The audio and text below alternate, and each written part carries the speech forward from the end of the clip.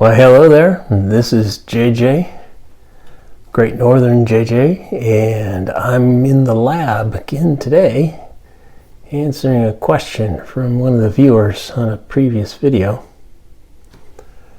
We've got Kato crossovers here. We've got left and a right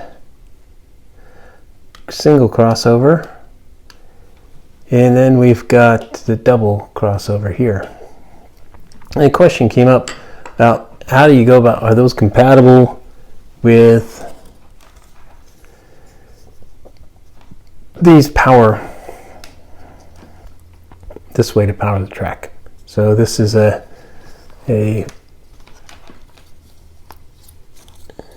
Kato, it's a 20043, but it's a standard 33 millimeter separation between rails, which happens to be the same for all the crossovers and for your super elevated track as well. So we're not going to talk too much about double cross at the moment, but these single crossovers have a number of different features to them. So they work in tandem. So these two are mechanically linked here.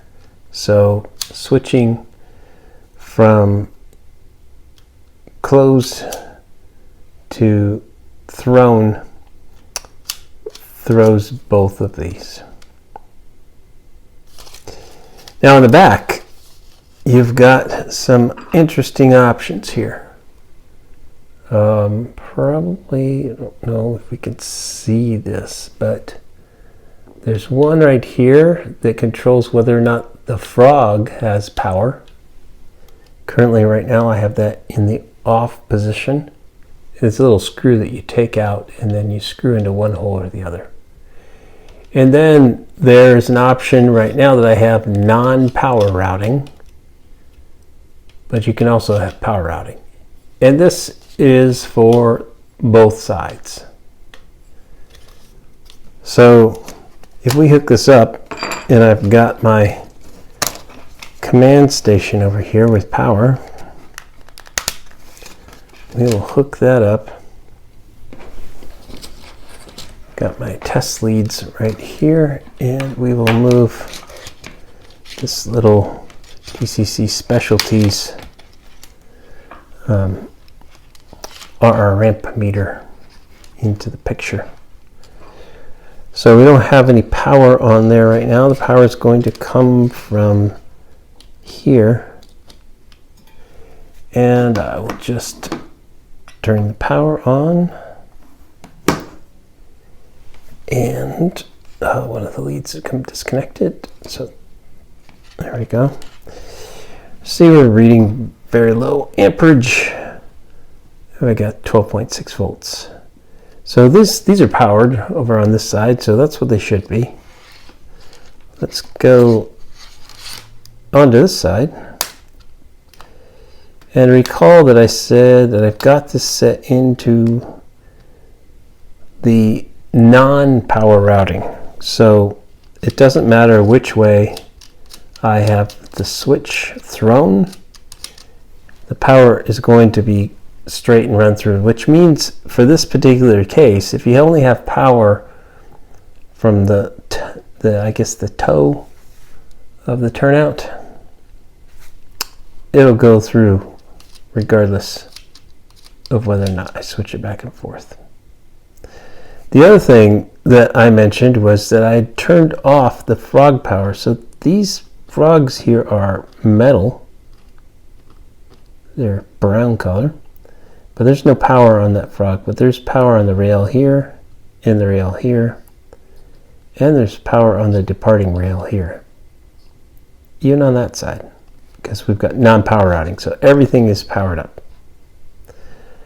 So, you might do that if you've got issues with, like say, metal wheel sets or something, and you know when when we throw this power, when we throw this switch, I mean, the turnout, you're changing the polarity of the adjacent rails. So, not the polarity, but just the A or B rail. So if I got that hooked up, then this one's okay. This one's not powered. That's there. This is the departing rail, and it's the same as over here. Okay, well, that's interesting, but what are the other options here? So I hooked up, so that's the right-hand version. Here's the left-hand version here. I have this one set up opposite of that other one. So frogs have power, and it's power routing, okay, on both sides. On power routing. All right, so let's just go ahead and plug that in.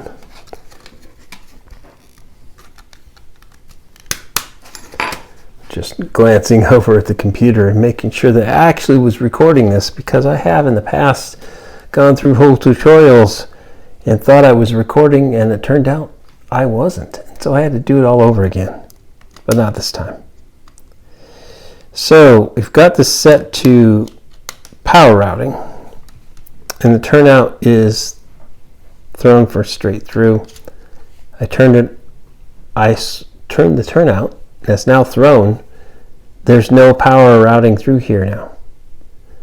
So how would you get the power? You'd have to have power coming in from this side if you had it in this configuration. Otherwise you will stop running. So where is the power still? So the power is not here either. So if you don't have this powered, you'd have a little bit of a problem there. It is on the departing side. Now, the other thing I mentioned was that, oh, look, that frog is powered. It wasn't powered before. It is now. Not over here. So let's flip this back, and let's go look at this guy, and we've got power there on the frog. Now it's not powered. And that's all because you've got power coming in from this side, so you will always have power on. If you hooked up these two outside rails, you'll always have power. Those rails pass all the way through. There was no gap in this single crossover, which means throwing this doesn't make any difference. But that's powered with the opposite here. So we're in a pass through, so we want this inside rail to be powering the frog. We don't want the departing rail to be powering the frog. Whereas when we throw it, it's in the throne now. And if we check on this inside rail, and that frog is powered from this outside rail. So that's what you want if you want powered frogs. Now if you don't want powered frogs, because maybe you've got some certain equipment that has metal wheel sets or something and it just misbehaves, or in the other ways, if you've got short wheelbase units and either there's dirty wheels or something, it hits this dead spot. That's about a good ½ an inch long of no power coming to that truck. So if you only have a single set of pickups that are functioning on your locomotive, you're going to stop, or you could stop there. So that's the reason why you want it versus not want it. So let's go into the final thing here. This is always the one that people are always asking questions about. All the forums and on Facebook and on YouTube and whatnot. The double cross. Now, unlike the single crossovers, which these are based on number 4 turnouts. Remember that, because they experience some of the same symptoms that number 4 turnouts experience. And what are those? Well, every so often you'll have a flange pick that point. What do I mean pick that point? Well, pick the point if you're running straight through and suddenly you find that your train has derailed in the crossover, it is probably pick that point. It's just fine enough that it's actually picked it up and it's following the departing rail instead of following the straight through rail, and vice versa. It might even be much more likely that in the thrown position it still tries to continue to go straight on and ignores you. So that's going to end up in a derailment and very likely a short, which will stop everything. And hopefully you find it in time before you burn out anything.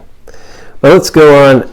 This is a double crossover, and these have 4, I believe, I haven't opened them inside, but these require a lot more oomph to throw them. So you have to be careful about what you're hooking up to try to throw these. I'm not sure that a switch cat will throw these. Certainly can't be thrown by the small Digitrack stationary decoders that you can buy. How do I know? Well, I melted one down. It drives too much current. So as expected, when we're in this configuration, we're going to have power. What's going to be a little bit surprising, and you'll notice it here, as we come through, the rails are gapped in the middle.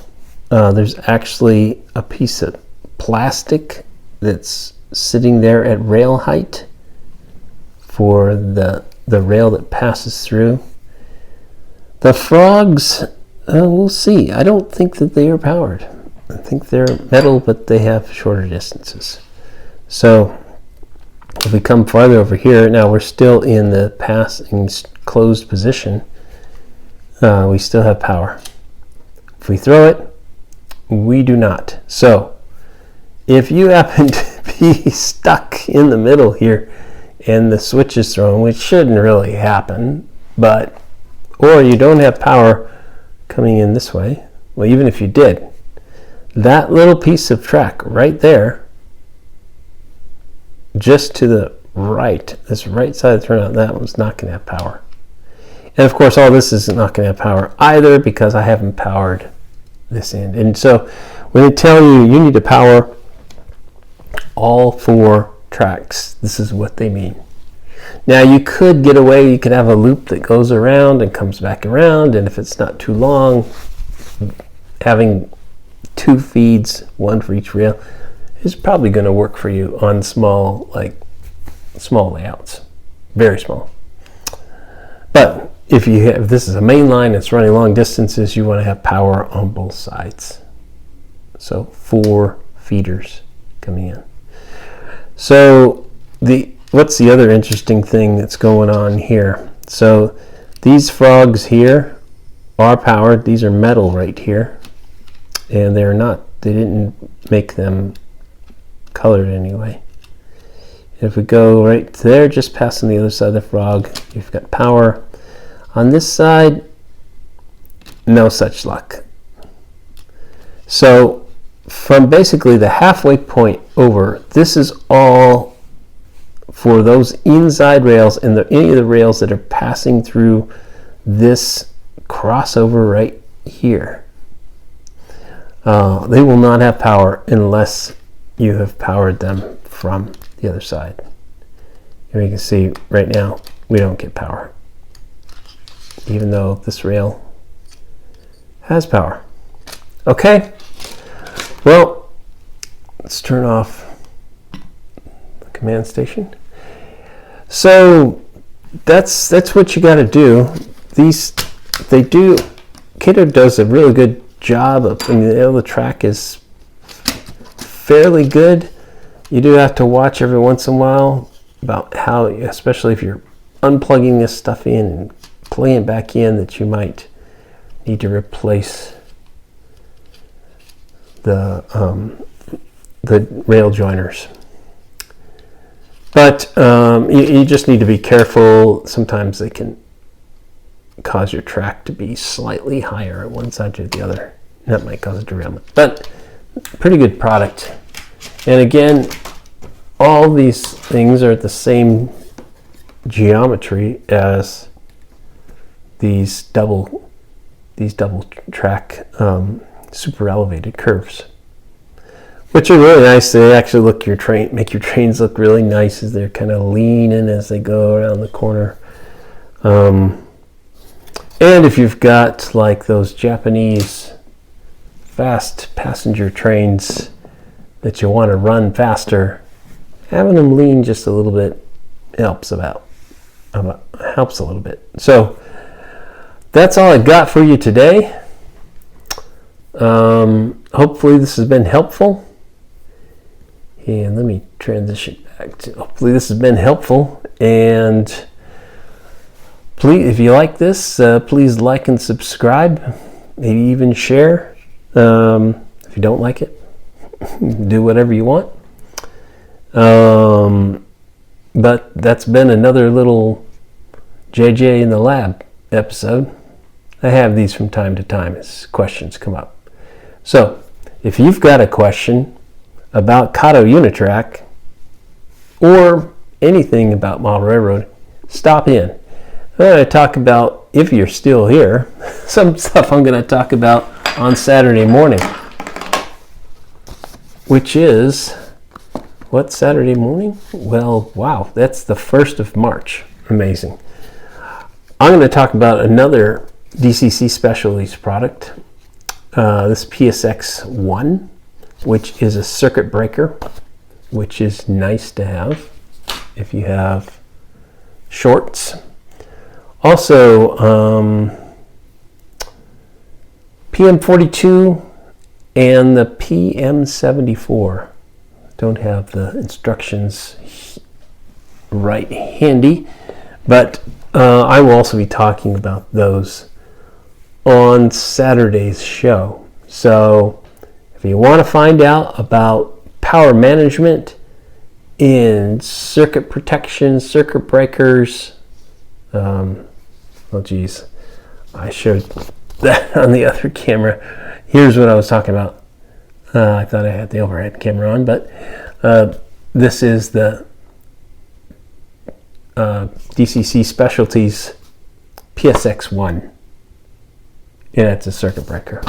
So we'll talk a little bit about that, why you might want to use one, and power management in general. So that will wrap this short little JJ in the Lab show, and I'll see you next time. Thanks for watching. Bye-bye.